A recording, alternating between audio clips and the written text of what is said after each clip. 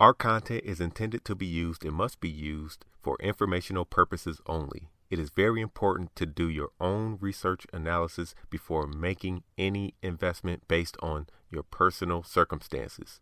You should take independent financial advice from a professional in connection with or independently research and verify any information that you find on our website or podcast and wish to rely upon, whether for the purpose of making an investment decision or otherwise.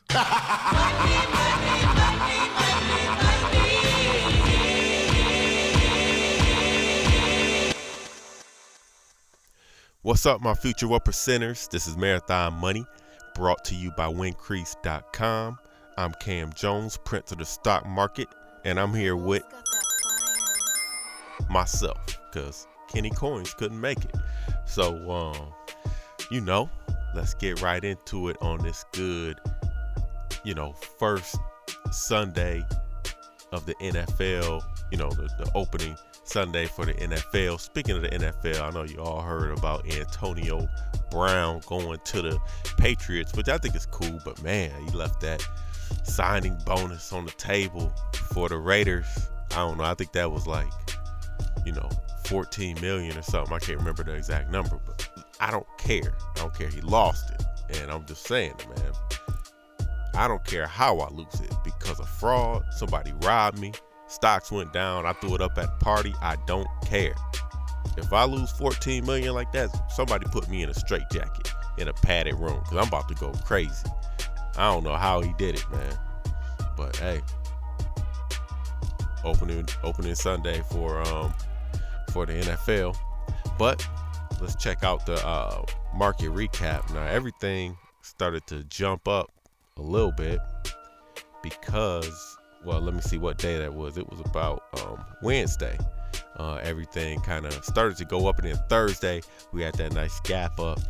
We ended down a little bit on Friday, which is all good because, overall, we were up for the week. That's what we're looking for being up. But, we got the tariff trade meeting early in October. And after that news, everything started to go up a little bit.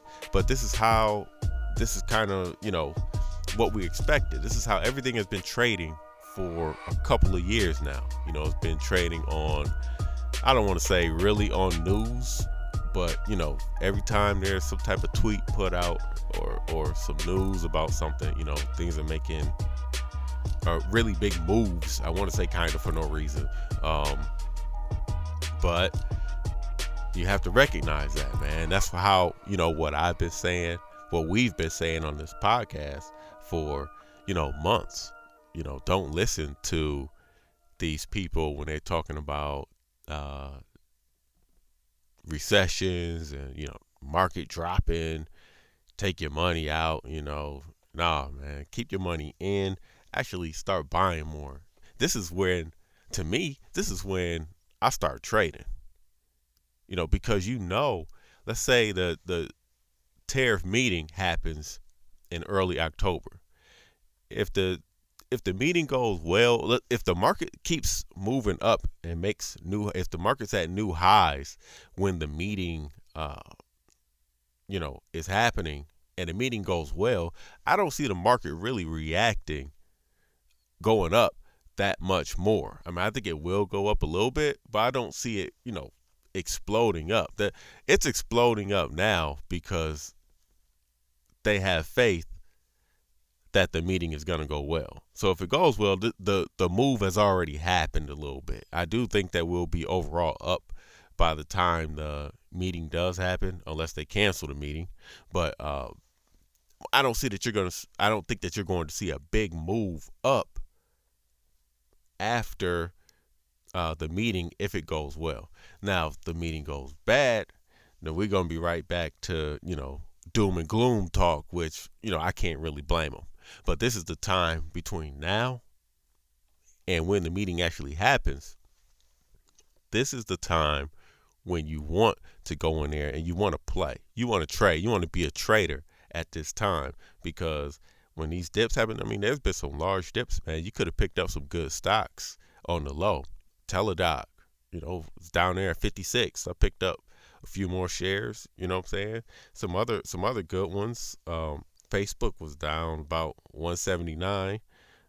Alibaba was down about 160, 150 something. That's up to about 176 right now, close to 177.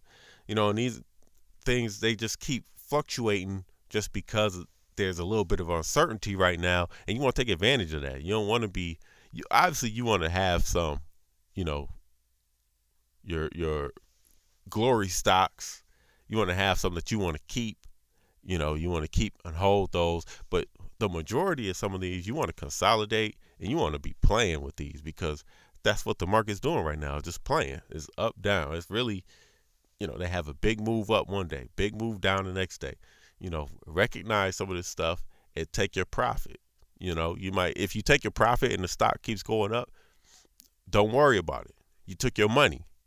You made your money. And you can still probably get back in, even though you might get back in at a higher price, but that don't matter. As long as you keep making profit, that's the name of the game. You don't want to lose money. And when these things start, when you have the big jump up, you can't think like this stuff is just going to keep going up forever, because that's just not how it works. It's always take a look at your support and resistance. Try to make educated decisions based on that, and I think you'll be all good. You know what I'm saying? At least that's how I've been doing it.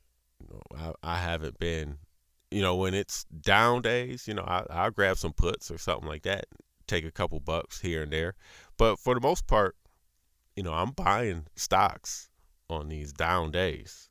I'm finding some that I've really been wanting, buying them up. Look at DocuSign. I had sold that.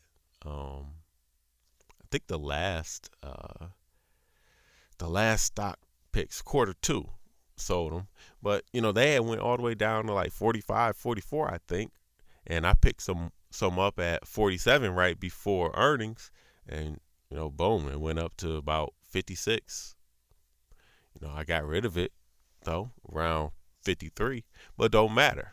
I made my money that fast.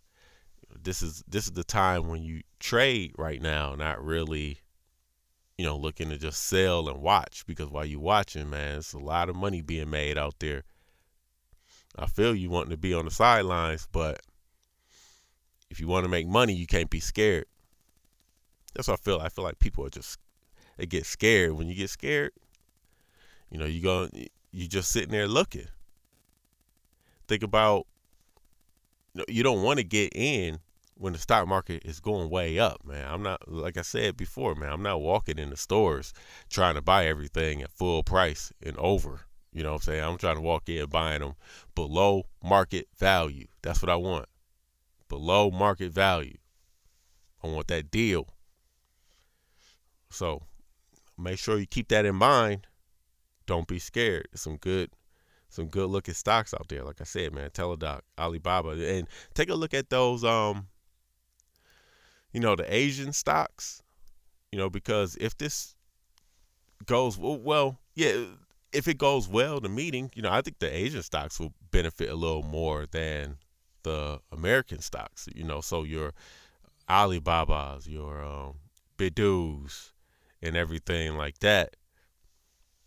I think that, look at some Asian stocks, and I think you'll be surprised at how well they'll do after this trade announcement. Also, I have another announcement to make real quick. I have a new app in the App Store called IvidX, IVIDX.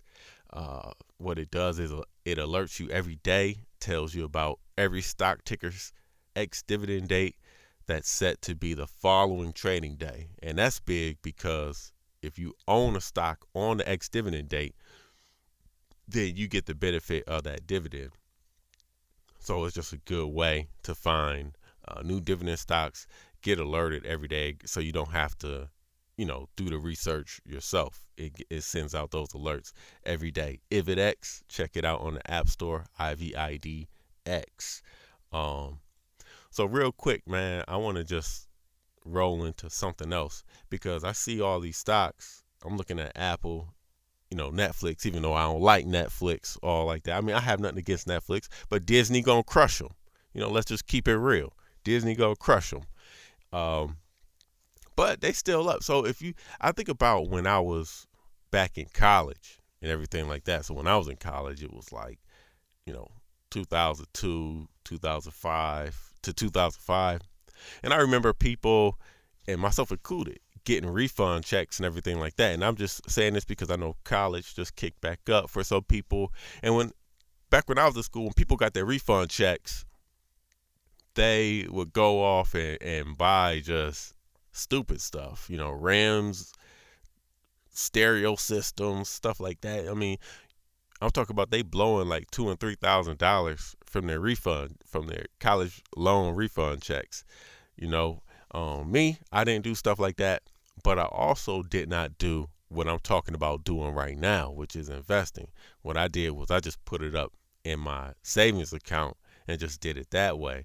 But what I should have been doing is investing. But it's easy to say stuff like that when you can look back on it. Hindsight is 2020. But if I could choose, I'm playing a what if game right now. So if I could choose a stock that I would have bought back then when I would get my refund check, and obviously I'm trying to be realistic about it. I'm not trying to say like, oh, I'm blowing, $2,000 on Apple or something like that, because that's not what I would have done. In college, I probably would have spent like $200 on it or something like that with my refund check. So it made me think, man, if I go back to Apple, and let's just say 2003, right? What was the price? And we got to keep in mind the price that's listed in 2003. I'm just going to do January 23rd, 2003. The price that's listed, if you went to go look that up right now, it was basically $1.02. Let's just call it $1 per share. But that wasn't the real price because Apple did I think it was a 7-to-1 stock split in like 2014. 7-to-1 stock split in 2014. So that would mean that back then the price would have been $7, which is still not terrible. So if I would have spent, $200 on that, I'm terrible at math. I don't know how much that is. Oh, I got a calculator right here. Let me check it out. 200 divided by 7. That would have got me 28 shares. And right now, that's $213. It's $213 a share, but we got to add in that that stock split of 7 shares. So if we do 28 times 7, because it's split for 7 shares, I'd have 196 shares of Apple right now. That's just on one. If I would have just spent $200 on Apple one time back then on a refund check. So all the, young cats out there listening to us in college right now, make smart decisions with your refund check. I didn't go out and blow mine, but I also didn't make the smartest decision. And it's easy for me to look back right now like, oh, man, I should have bought this or I should have bought that. The point is that things don't explode, ASAP. Some things, they kind of hang around. You got to give them time. And by time, what I'm meaning is, it's taken, almost 20 years for this to blow like this. So when we talking about the Teledocs and, the Zillow, Squares, even though Teledoc and Square, they have already blown up since we've been on this podcast talking about it. I mean, we've been talking about them and buying them since they were in the $10, $12 range, but it still hasn't super exploded like this. So just imagine in, I don't know, 10, 15 years where some of these guys can be, given, they still have that forward-looking mindset. I still think Teledoc is a very, very innovative player, and I do think that they're going to be a major player in the healthcare. As far as like giving people options for healthcare. And that's going to make that explode. Square. Everybody use Cash App. So what I'm saying is you got to get these things time. Just because you buy it one day and you looking back at it 2 months later, you might be down a little bit, or it may just be flat. I wouldn't worry about it too much. You got to have your set stocks that you want to play with, and your set stocks that you want to roll with, that you want to keep. Everybody know what mine is. Teladoc Square. A couple other ones, Zillow, but Zillow got beat up a little bit. But Zillow got beat up. They down in the $30 range. So guess what? I'm buying some more. Buying some more because I still believe in Zillow. Zillow. How can you not believe in Zillow? When you go and look for a house, you looking on Zillow. You ain't looking nowhere else. You looking on Zillow. Zillow is like the Google of real estate. I don't think anybody is gonna come in and dominate like Zillow has dominated. They're crushing the game right now.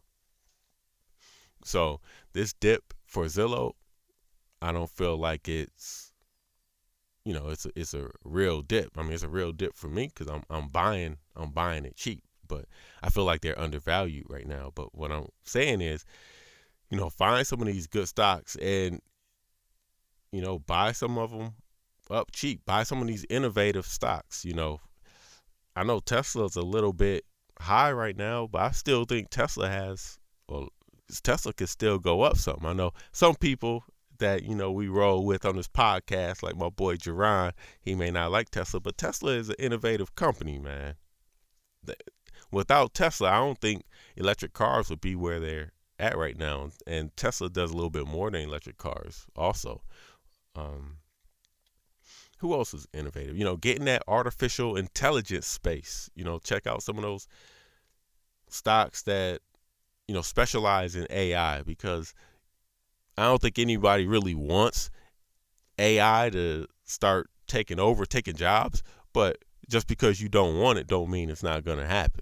That's going to happen. So be positioned to profit off of it. Have some of the stocks. Be in some of those so that when that boom does happen and these companies are using, AI to run certain parts of their businesses, and the stock is going up. I don't know. Hopefully your job isn't affected by that, but if it is, at least you can profit a little bit off of the stock.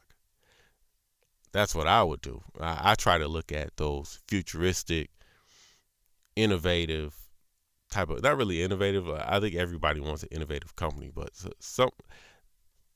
if it's getting in at the ground level of some type of technology, where not everyone is using it and people are kind of skeptical about it. It's a big risk, but like we always say, man, you can't make money without risk. If you don't want risk, all you would do is buy AT&T all day to move, a couple cents a day, even though I think they started moving a little bit, a couple bucks here, but that was because they had dropped down to like $28 or something. But now they back at 35 and they ain't gonna trade nowhere anymore. So if you want to trade like that, that works for some people. But what I'm trying to do, I'm trying to make that explosive money. You know what I'm saying? That money that Antonio Brown left on the table. That's what I'm trying to make. But that's my message out there to the people that are starting college or, are in college right now. Don't blow your refund check. But also don't blow it all on stocks, put a couple hundred into some stocks, And I just picked one, Apple. Netflix was about the same way. I looked at Netflix back in 2003, that same time. They were around $1 too, and they did the same split. They did a 7-to-1 split in 2015, I think. It was a year after Apple did the 7-to-1 split. So, and they're around the same price, so you would have made kind of the same amount of money. And I'm using Apple and Netflix just for myself because back then in 2003, I liked Apple products. That's something that's realistically something that I would have bought. I'm trying to be real with myself. I'm not trying to say like, oh man, I would have bought Google here and then this other stuff or whatever. Like, nah, I know they exploded, but that's not what I would have been looking at. What I would have been looking at would have been Apple, because I liked Apple products. And I would have been looking at Netflix because I remember when they first came out, I felt like that was a genius idea to mail out movies and then people, kind of mail them back. So I would have been like, oh, okay, I'll throw a couple bucks at this here and there. So, who would have known how much, would have accumulated at $1 all the way up to maybe, $10 a share or something like that. But either way, be smart with your money. Don't go out and buy stereo speakers, equipment, stuff like that all the time. Be smart with your money. So with that, man, Kenny Coins, he ain't here to give his opinion on it. I'm not gonna drag this out and let everybody, just hear me ramble for a long time. I'm gonna wrap this up a little early. So make sure you follow us on Twitter, Instagram, whatever. You can follow me at Camboni11, Camboni11. You can follow me. That's on Instagram, Twitter, Stock Twits, whatever. Also, hit us up on our Facebook page, like our Facebook page, and also we have a Facebook chat group, private chat. So hit me up or hit any of us up and ask us, can I get into the chat? We'll let you in. We can talk that money. Also, if you want to support this podcast, you can Cash App Marathon Money in the Cash App. That's the cash tag, Marathon Money, all one word. You can Cash App whatever you want to support the podcast there. And, leave us some reviews on the Apple Podcast app. We need a couple more reviews, good reviews. But if you want to, tell us we suck or something like that, free speech, I can't do nothing about that. So with that being said, we out. And make sure you download my new app, IvidX, IVIDX. Hit me up. Let me know what you think. Peace.